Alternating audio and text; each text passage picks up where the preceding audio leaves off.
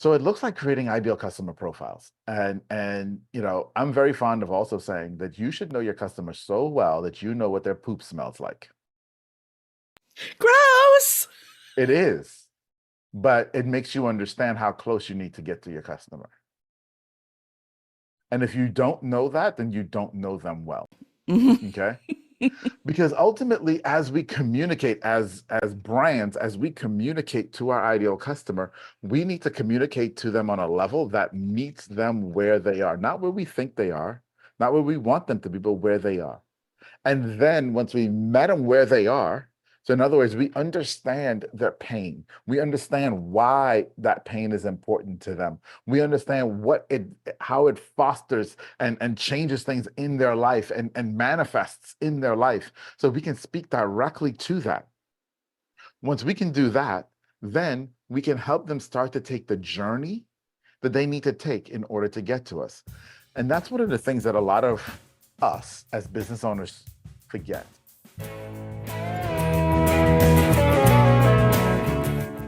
Welcome to Gratitude Geek. I'm Kandas Rodarte. Today I'm joined by friend of the show, Atiba de Souza. Atiba was last here in July of 2023, so we have some stuff to catch up on.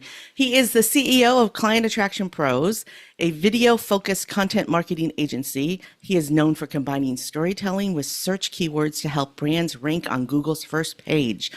Welcome. So Atiba, what's been going on for the last 18 months or so? Kandas, there's so much that has changed in the market because of AI in the last 18 months.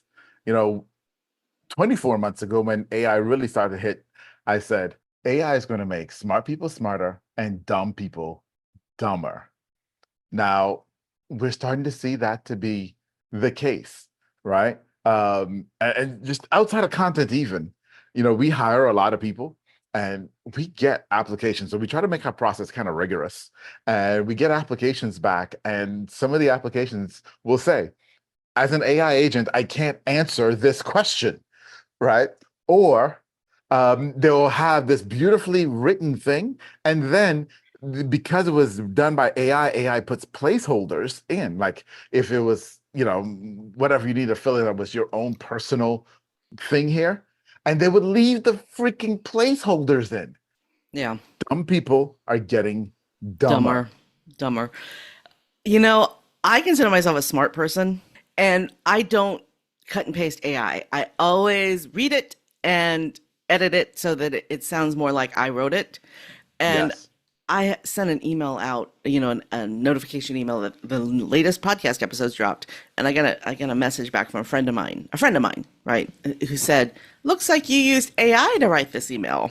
And I was like, "I edited it," So the problem with AI is that everything looks and sounds the same that it puts out. Yeah. And so in the world of content, that's a major problem, Yeah. right? So how do we Um, fix it? and well, it takes work. And this is where Everything takes work. There is no easy exactly solution. the worst thing that Staples ever did was created those commercials of the easy button, because it's such a lie. Agreed. Yeah. It's such a freaking lie, right?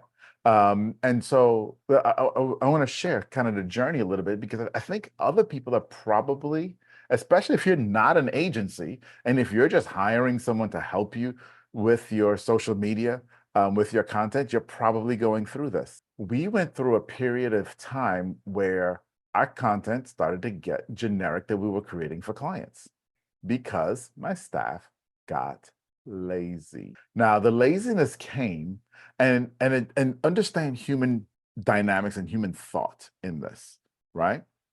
A human naturally thinks that the computer is smarter than it. We all think the computers are smarter than us Mm. because they've got the information. Yeah, but the computer is only as smart as the operator. Okay. And that's where now AI has changed things in their minds. So for a long time it was, right, bad information in, bad information out. Google came along and helped us figure out how to put bad information in and still get good information out, because it started interpreting our bad information to figure out what we meant based on things we had searched before, so on and so forth. Furthering the paradigm of the computer is smarter than me, the system is smarter than me, okay? Then came this thing called AI that said, hey, we're trained on everything that people know, supposedly. And so it knows more than me. And so its answer is going to be smarter than mine. And so my staff, my professional content writing, content creation staff fell into that trap. So how did you fix it? Well, one is we went back and we retrained on fundamentals. And so this is part of the conversation that maybe we can have today for everyone, right? The fundamentals start off with understanding that you must be obsessed with your customer. Absolutely. Okay. So what does that look like? So it looks like creating ideal customer profiles. And I'm very fond of also saying that you should know your customer so well that you know what their poop smells like. Gross. It is, but it makes you understand how close you need to get to your customer. And if you don't know that, then you don't know them well. Yeah, you could put it that way. Okay. Because ultimately, as we communicate as brands, as we communicate to our ideal customer, we need to communicate to them on a level that meets them where they are, not where we think they are, not where we want them to be, but where they are. And then once we met them where they are, so in other words, we understand their pain. We understand why that pain is important to them. We understand how it fosters and changes things in their life and manifests in their life. So we can speak directly to that. Once we can do that, then we can help them start to take the journey that they need to take in order to get to us. And that's one of the things that a lot of us as business owners forget. People don't just decide to buy your service. There's a journey that they take, Kandas. Everyone. If you go to the grocery store and you're standing in line and you buy a candy bar, there was a journey that you took to buy that candy bar. Mm-hmm. That journey started off with, you saw a TV commercial that says, hungry, grab a Snickers. Mm-hmm. You got to that line and you weren't hungry when you got to that line, let's face it. But then they put all that candy there and you're looking and all of a sudden that twinge in your stomach starts and you say, maybe I could eat something. Mm-hmm. But what should I choose? Mm-hmm. Well, hungry, grab a Snickers. There it is. Snickers. That's what we choose. It's so that advertising is so effective that Almond Joy has nuts, Mounds don't. I never buy Mounds. I never buy Mounds because Almond Joys have nuts. Yeah, right. Yeah, they. So I don't know if the marketers did that on purpose, but they did. Mounds are less attractive to me than the Almond Joy. and that's exactly what we need to do in our content, and we can do the same thing on social. We can create the same experiences for our customers on social, right? Yeah. But understand that when Mars created Almond Joy and Mounds, they looked at the market and they said, okay, there's a market of people. I think that they both have coconut, if I remember correctly. Yeah, they're the same candy bar. One has a nut. Right. And so there's a market of people who love chocolate and coconut, but there's also a market of people who love chocolate, coconut, and a nut. Mm-hmm. Right. Mm-hmm. And so if we're going to create these two, all right, how do we market that? How do we talk to both? And the commercial, the content segregates you. Yeah. Yeah, absolutely. Are you a Mounds person or an Almond Joy person? Right. Yeah. And it's the same thing that we can do with our content on social. So let's I interrupted you when you were talking about the fundamentals. Yeah. Let's cover the fundamentals first, and then we can dig into social and ideal clients. Yeah. So, well, ideal client first, understanding your ideal client, got to know that. Then is the journey. And so this is the thing that I have found is missing in the understanding of people when they create content. Okay.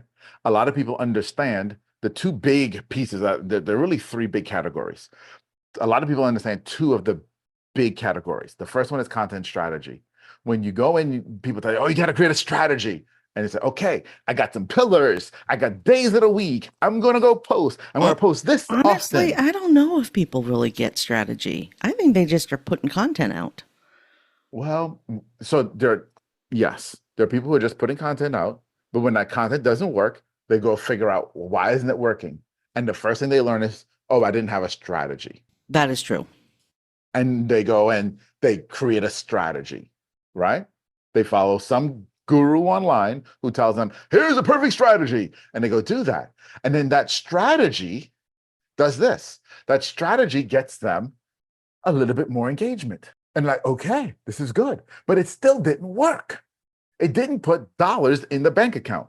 So then they go find the next guru who teaches them about story. Okay. And they say, well, you created good content, but it's really dry. There's not enough personality in your content. You need some more personality.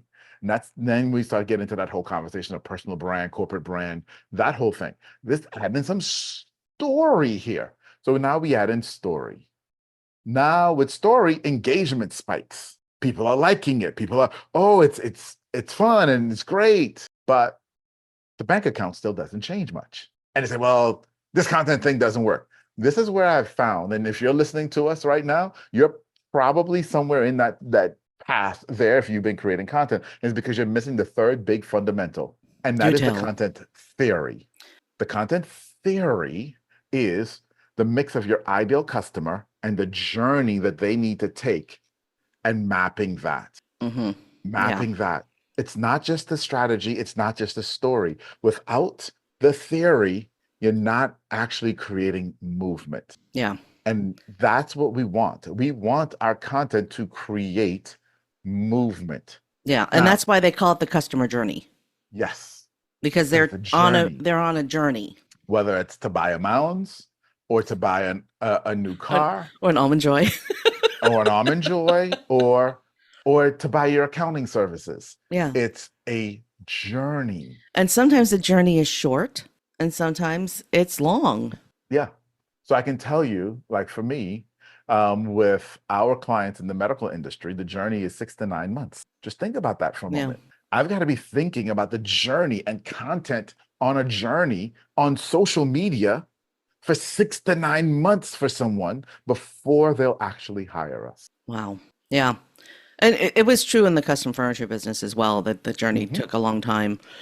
I knew that now this was back in the day before it was so easy to order online and when people still needed to have a conversation. But I knew if the customer got to the point where they actually called me, that eventually I would close the order. Back in the day. So the journey was that they came, they read the testimonials. By the time they actually called me, they knew my life story because that was part of the story that we were telling on our website and in our content. It's a lot more complicated now because there's so many places to tell content, to tell stories. I mean, back then it was one place to tell our story, our website. Now you can tell your story everywhere. But anyway, so let's talk about that. Let's talk about that journey. So everybody's journey is different. And this is the point of being obsessed with your customer, okay? Because the first place to understand is where are they starting? Where are they starting? Yeah. And when do you have to start with them? So I'll give you an example. We have a customer in the claims industry, the home claims industry down in Florida. Well, guess what? They get a lot of what? Hurricanes. With hurricanes come claims, right? Yeah. So when does the journey need to start for them? Right. Before they buy their house. Exactly. I mean, the client is going to be the homeowner, right? The claims adjuster is a homeowner, and the homeowner needs to understand where they're located, what the risk is of a hurricane. They need to get the proper insurance. They need to figure out if they need flood insurance, which they do if they're in a hurricane zone, and all of that. I mean, I don't know about you, but we actually fell in love with a house and then decided that it was not going to be the right house for us because the flood insurance that we were required to purchase if we wanted to have the mortgage on this house was going to increase our mortgage payment by like $200 a month. It was really expensive flood insurance. And I mean, these are all things that need to happen. The customer needs to be doing this research. So that leads me to my question, because I'm always thinking this way. What does the claims adjuster need to be telling homeowners? Exactly. Because you see, most claims adjusters think, well, my journey with the customer starts after the hurricane. No, my friend, you're too late. You're way too late. The boat. Okay. But that's how, At that point, the homeowner is going to just accept whatever adjuster the insurance company sends them. okay? So you're way, way, way too late at that point. It's kind of like what we said earlier with Mounds and Almond Joy. Like you know which one has nuts and which one doesn't. It's not Almond Joy. It's Yeah, Almond Joy has the nuts. okay. Yes. See, now I'm mixing them all up. Almond Joy Y'all has can, nuts. Mounds don't. so y'all can tell I don't eat very much candy anymore. No, It's been and you all can tell that I have a favorite candy. so you also know what gift to send her. If it has coconut in it with an almond, I'm happy. So, And so there's the point.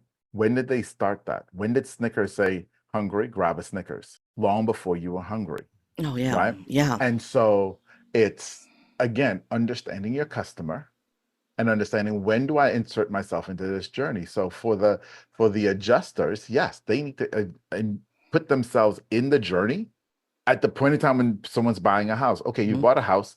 Maybe you didn't do it then. There's another window there before the storm Mm-hmm.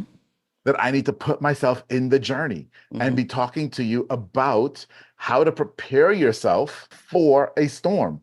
Oh my God, that is brilliant. If adjusters are not doing that, they are missing Most the of boat. them, And most of them aren't. aren't. Yeah. Okay. I know one adjuster. One. And How are they doing? I don't know. I haven't talked to him in a while. But Well, if he isn't, tell him call me. but here's the thing.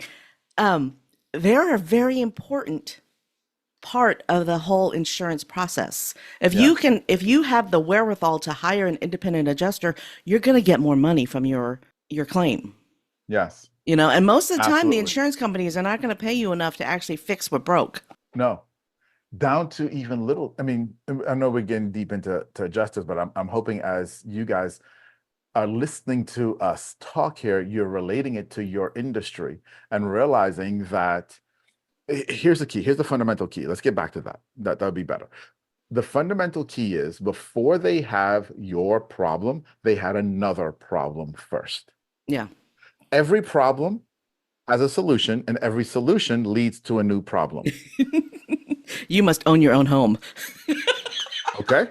Yeah. And no, so you're absolutely right. Therefore, that's the path that you're looking at. So when we're looking at the journey, I'm looking back at, okay, if they're having this problem, which is why they called me, what did they have before this? What did they have before this? What did they have before this? What did they have before this? To figure out where we can insert ourselves in the education process. Because here's the deal, and here's why this works so well, okay? Here's why this works so well, and here's why we have been able to help so many of our clients who are selling high-ticket services, expensive services, sell on social media. Because back in the 1950s, there was a study done called Milgram's Law, and Milgram's Law proved that as human beings, humans, we are 90% more likely to follow the first person who teaches us something new on a topic. And this is what I know about thought leaders, is that most of them have learned their idea from somebody else. There ain't nothing new under the sun. Yeah, there is. Yeah. So it's whoever has figured out the best way to tell that particular piece of information. Yeah. Yeah. And so as you think about, and so getting back to theory, you're thinking about your ideal customer, and you're thinking about the journey they need to go through. You're going through, okay, if they call me because they have this pain, what was the pain they had before that? And before that, and before that. And you're mapping that out. And that starts to help you understand the journey that they need to go through. Okay. Yeah. So that when they're ready for you, they know to call you. Now, we actually have terminology that we use for that journey. We call it the why, how, and what. Okay. Why, how, and what. So why is, and most of your content should be why content. Okay. And that's 60%. Okay. When I say most. Why is philosophically, value wise, why the hell is this important? Yeah. Okay. You see, what you want to do with your content is build know, like, and trust. Well, how many people do you trust that you don't share values with? Not many. And so your why content is all about the philosophy and the why and the values, because You've got to get them to like you. You're educating them. They've got to like you. There are no call to actions to go come to my website or buy my thing in Y content. Yeah. That's a really good point because a lot of people put that call to action in every single piece of content because they're told they need to. But The answer is yes. You need a call to action in every piece of content, but you need different call to actions. yeah, it isn't So, always come to my website. Sometimes it's tell me what you think of this, or when was the last or time you did just, this, or yep, or as simple as just like this post. oh, that's a good call to action too. That's a great Okay. call to action. Oh my gosh. If you don't take anything away from this podcast, y'all listening, adding the call to action like this post, if you can't think of any other call to action, is brilliant. Simple. Brilliant. And simple. Exactly. Okay. And the thing here is you want to take the micro steps with them so that when they need you, when they're in line at the grocery store, they remember almond joys have nuts. That's what I want. Yep. Okay. Because you built know, like, and trust. Mm-hmm. You built the know, that's the why content, 60% of your content there. Connect with them, teach them stuff, tell them why it's important, tell them why it's important to you, tell them why it's important to their family, right? Based on what you know about them from their ideal customer profile. Yeah. Okay. If they're single, if you're marketing to single people, don't talk about children. Yeah. Don't talk about legacy. Yeah. Oh, Okay. good point. Very good point. Yeah. Right. Understand where they are. Right. We have another client that we're representing right now. Yeah, I'm going to take that. I want to step back from that Yeah. because some Come on. people who don't have children do leave a legacy. They do. They do. So you have to be careful when you think about, okay, what do single people not want? Well, some single people really do want to leave a legacy. They just don't want to leave it to children. Correct. And that's where now understanding your ideal customer, which is where I was going Exactly. next with this, Yes. comes in, is that it may be, so maybe you're dealing with single people who are in their 60s. Okay, but they may be thinking legacy. You're dealing with 20-year-olds. What 20-year-olds are thinking legacy? You're dealing Yeah. with 30-year-olds. What 30-year-olds are thinking legacy? Yeah. Humans, our biological brains don't start thinking legacy until 45. Oh, that's a good, I didn't know that, but that's good. That's probably true. You're probably, yeah, I agree. I agree. Based on my life, yeah. You don't even start thinking it until 45. Yeah, which is why it's so hard to get 20-year-olds to invest in their 401k or anything, yeah, because they don't think about it. They don't think they need it. They're not there yet. Yeah. Okay. And so, again, it's understanding your ideal customer and where they really, really are. Mm-hmm. Right. And what's really going on with them and what's important to them and what do they actually care about. And that's what you bring into the content in terms of how you communicate with them. Right. Can I, before we move on, I want to share with you, you may or may not have seen it, but I don't drink soft drinks. I think they're too sugary. I don't like them. But I am a fan of Coke because Coca-Cola always makes me feel happy. Right. The brand has done a good job of that feel good, happy feeling, right? The polar bears and everything. Yeah. So on those, once every 18 months occasions where I want a Coke for whatever reason or a soda, I get a Coke, right? Yeah. However, recently I saw an ad and it was a Pepsi ad and it was the most brilliant ad I have ever seen in my entire life. So they know that their target market are people who eat pizza, or they're targeting pizza eaters. So they created this, and you may have seen it. This Pepsi ad is a bunch of Pepsi people following pizza delivery companies, pulling up behind them in the driveway, going and ringing the doorbell next to them, and then handing a 12-pack of Pepsi to the person who ordered the pizza. It is hilarious. The drivers of the pizza trucks, keep saying, "Stop following me. Why are you stalking me?" I mean, it is just hilarious. I have shared that video, I have shared that Pepsi commercial with multiple people because it's hilarious. So talk to me about the messaging and the journey in that video. So, and that brings up an even bigger point. Okay. When getting back to content theory, okay. There's this part of content, there are two other parts of content theory that we haven't touched on yet. And one of them is listening to outsiders. And what I mean by listening to outsiders is there is someone else who has already communicated to your audience. If you know your And ICP in well, you this know case, them it's the pizza companies, right? exactly. Yeah. So you know that my audience also eats pizza. Well, how are the pizza companies communicating to my audience? What can I learn from that? In this case, they did a parody of it, right? And played off of it. Yeah. Okay. Brilliantly. Absolutely brilliantly, which was great, right? In a lot of other cases, we may not be as sophisticated enough to be able to do the parody, but here's where it comes in. Here's where it comes in. If you know your audience are Game of Thrones people, use Game of Thrones references. They're going to connect. Yeah. And you never actually have to say Game of Thrones because they'll get it. Mm-hmm. Okay? Exactly. Exactly. They will totally get it. You don't need to say anything. At all. Yeah. And so that's where you start to listen to outsiders of how other people in other markets, and this is the thing, I'm not talking about competitor research because people hear this and think, oh, I just got to go study the competitors. Absolutely not. Screw competitors. If Yeah. you've done your job correctly, you have no competitors in your market. Correct. Okay, because you've positioned yourself to be a unique service that no one can copy. So you have no competitors. You might So have you might have wannabe copycats, but you have no competitors. Exactly. So go find other markets. Okay. Give you a perfect example. We have a client that focuses on 45-year-old to 50-year-old men. That's his market, who all have a net worth of over $2 million. Guess what? We're studying Rolex. Yeah. Okay. Mm-hmm. Tom Ford. Yeah. Yeah.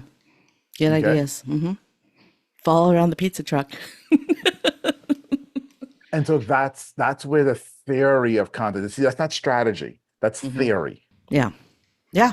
Yeah, that's Okay? absolutely theory, because what are they doing? How are they attracting? You're not copying what they're doing. See, because in strategy, so often we say, "Oh, well, we copy other people's strategies." That's Yeah. what they did. We just no, you don't want to do that at all. Bring it back into the theory and understand why it worked, and how do I crosswalk that into what I'm doing. Yeah. And we don't spend time there. I have been researching how to improve my YouTube SEO recently. Mm-hmm. And there is nobody that I can find that is teaching YouTube SEO for podcasters. It is all about doing the research on the topic before you film the video. I film the video and then I edit it and put it on the, I can't research the topic because I have no idea where our conversation is going to go. So there is this huge gap in content for podcasters who put their videos on YouTube. Huge. I mean, there's this huge opportunity there. The reason, I don't even know why I brought that up, but okay, I'll make you I'll make you an offer. I'm bringing it up. We never know where conversations are going to go. I'll make you an offer. We can let's do a series, me and you. That would be cool, because I would love anytime I get to spend time with you. I'm all for that, because it's definitely so we've actually cracked that code. And you're right, we cracked it, but we don't talk about it. Yeah, it's not. There's so much content out there on how to rank your videos, but none of them pertain to podcasts. Yeah. And if YouTube wants podcasters, which they do, I mean, they are going after podcasters. If YouTube wants podcasters, then there needs to be somebody teaching people who podcast how to get their videos to rank.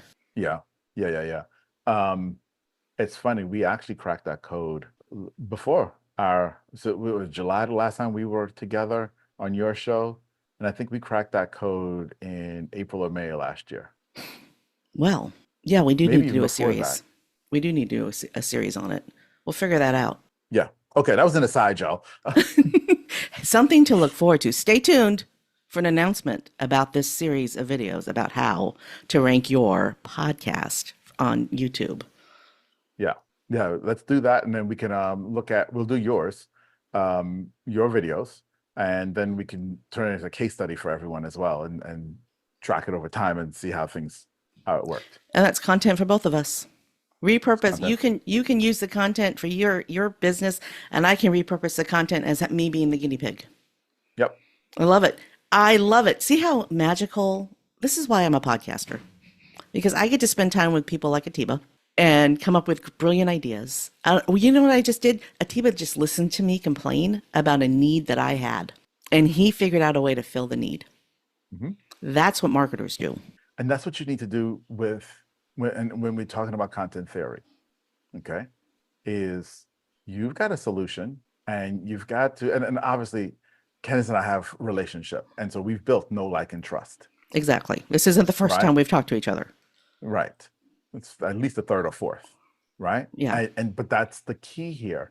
And so getting back to that a little bit. So we talked a little bit about why, right? So the why videos, you're connecting on values, you're connecting on the philosophy of why this is important. The how videos, you're taking and you're showing how you actually do something. Now you don't have to show your entire process.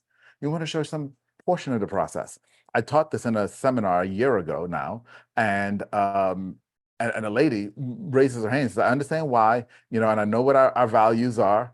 And, it's one of them is craftsmanship, but we build luxury yachts, $200 million yachts. So what do I need to do? A time-lapse video of building the entire yacht? I mean, how many of those time-lapse videos can we do? Right? I said, no. What you There is a do market for that, but I don't know if those are yacht buyers. Right. I said, no, what you do is you do a video of how you install a doorknob. That is so brilliant.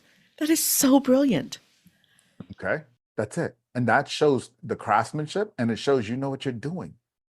And if you put this much craftsmanship into a doorknob, how much more are you putting into the whole freaking yacht? Yeah, absolutely. And so it builds like, because they're seeing you can do this. I like how you did that. Know and like. The last one is trust. Now the call to action, before I get to trust, call to action on your how videos or your how content is always something to comment or a question that you're going to ask. Okay. So you want to move past just liking it. You want to actually get them to engage with you in typing, in writing a bit. Okay. That's your how. Then the what. The what content is very simple. Would you like my help with that?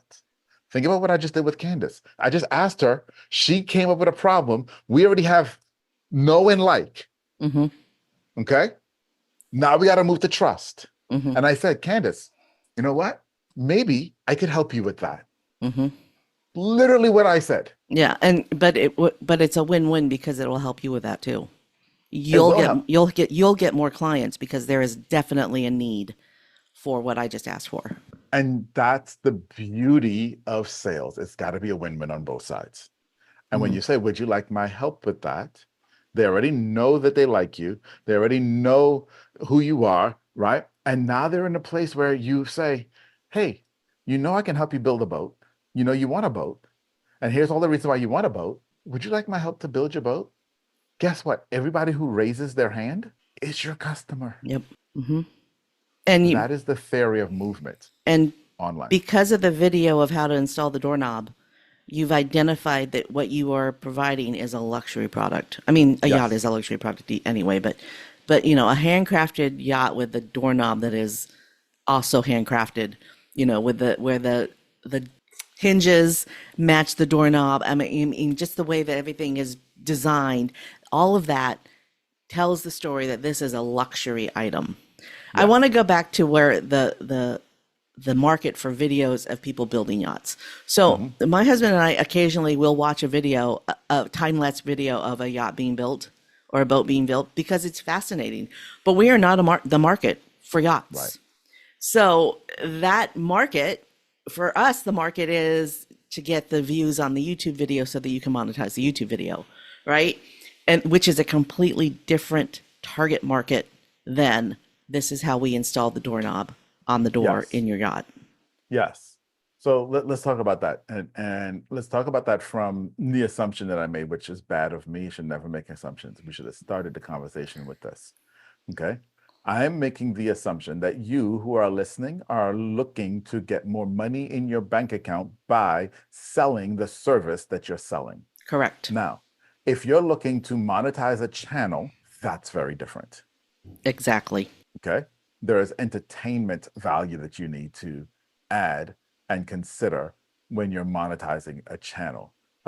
This process of theory here exists to put money in your bank of selling your service. The theory behind monetization of a channel also exists, and that's a whole separate conversation. Yeah. And which is what the YouTube video content creators are creating. They're creating videos about how to monetize your videos. What I'm looking for is content on how to increase viewership of my podcast. Yeah. And that is not out there.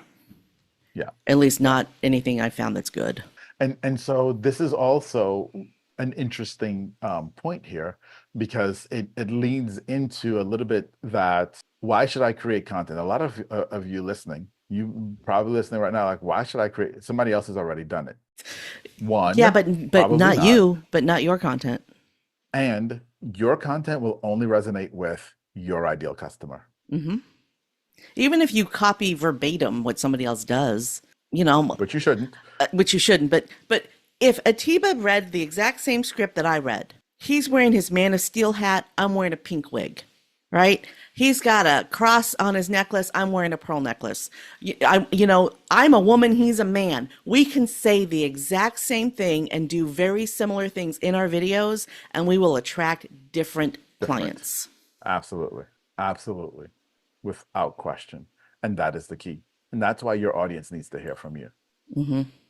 Okay. Yeah. And don't be afraid to regurgitate. I regurgitate. As a business coach, I have just taken other coaches' ideas, not coaches, but other authors' ideas, and figure out how to deliver that content to my audience and my clients in a way that they understand. Yeah. Like, I'll just call it out. The One-Page Marketing Plan by Alan Dibb.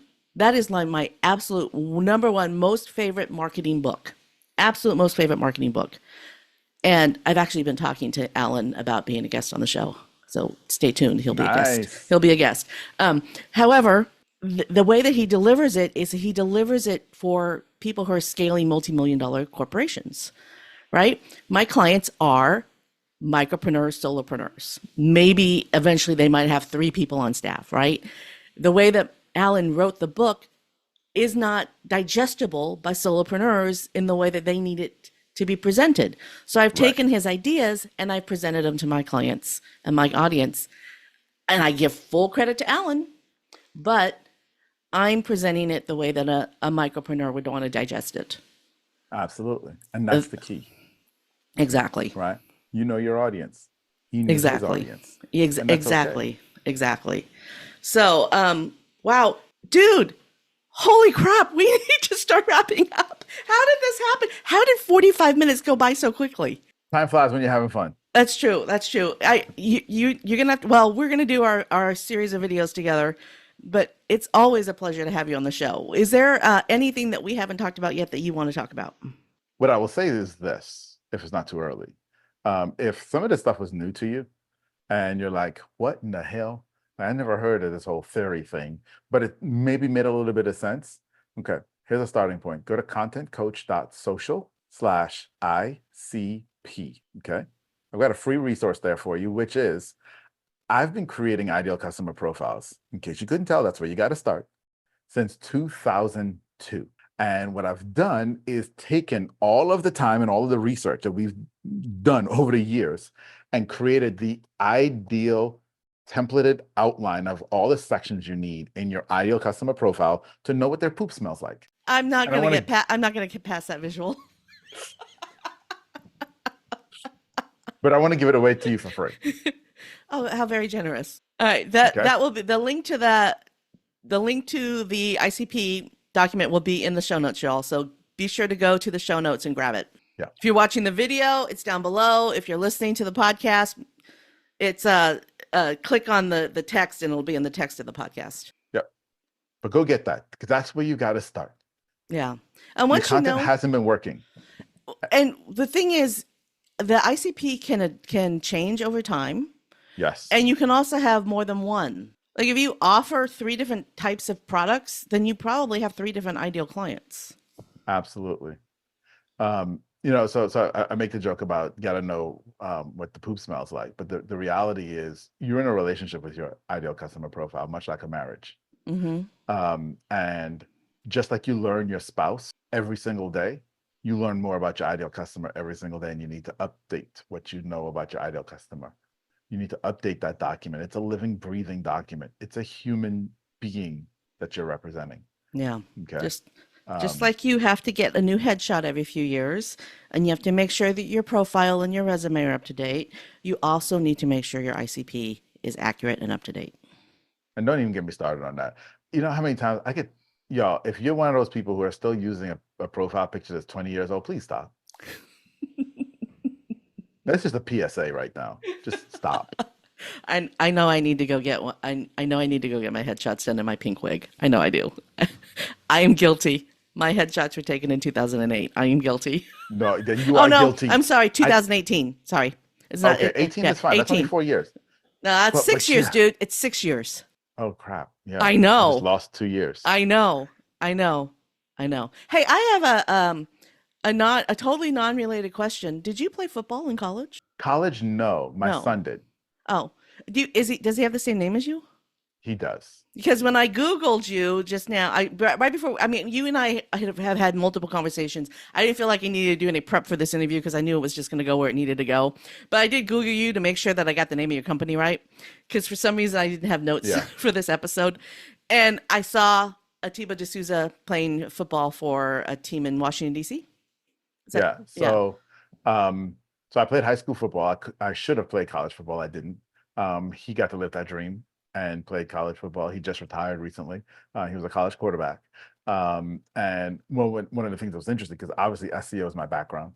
And so when he was going to school, we actually had to depress my name and Oh. push his name, because coaches are, that's what they do. They go Google you to Yeah. find stuff. And Yeah. so we needed, when he was going to school, less of me and more of him.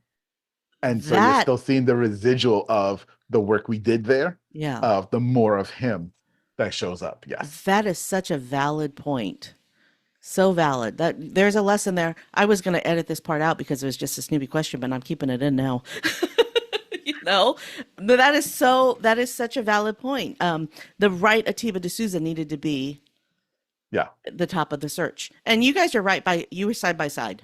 Yeah. So Yes. yeah, I think I may have added like Gratitude Geek or something next to your name when I pulled it up because I wanted to find my previous interview with you or whatever. I don't know. I don't remember. That was like 2 hours ago, dude. I can't remember what happened. I know it's a lot happening in the last couple of hours. That's the life of a business owner. Exactly. But yes, but that's all, when we talk about content, and this is a whole nother conversation, right? And so when we talk about content, and this is the overarching, it's about positioning. Mm-hmm. You have to be able to position your content so that your ideal customer can find it, no matter what the network. And you mentioned that earlier about there's now so many different places to tell your story. Mm-hmm. And so, yes, part of theory as well is the positioning of the content based on the network. Yeah. And are you in the right network? Well, that's a whole nother question. Yeah. Yeah. Anyway, wow, this has been an absolute pleasure. It's always fun to have a conversation with you. I cannot wait until we create this series together. It's going to be so much fun. Coming soon to a YouTube channel near you. Yes. All right, Atiba de Souza, this is your moment of gratitude. For whom or what are you most grateful? I am grateful for those whose shoulders I get to stand on. There were people who, Ed McIntosh, Ralph Bundy, specifically, early in my life when I'll use the word wayward, who recognized who I was freshman year of high school and curated a path for me to explore my waywardness while redirecting me positively, right? And never was just like, no, that's wrong, wrong, wrong. They allowed me to explore and made it safe, right? For at the time, which was a young Black boy in a school that didn't really care much about young Black boys, in a program where they only brought young Black boys in sometimes because it felt like they needed to, and was lost. And my life would have been very, very different without those two. Now, have there been others? Absolutely. Karen Kalish, I can name the names, right? But those two gentlemen stepped up my freshman year of high school. And I would not be here today showing up the way I am if it wasn't for the work that they did my freshman year of high school. Thanks for tuning in to Gratitude Geek, the podcast for grateful micropreneurs building genuine, lasting relationships with clients, colleagues, and community. Our theme music is track 14 by Rev Brock and Soul Lily. To connect with Atiba de Souza, head over to the show notes at gratitudegeek.com. This is episode 247. I've been your host, Kandas Rodarte. Stay groovy, my friends. Stay groovy, my friends.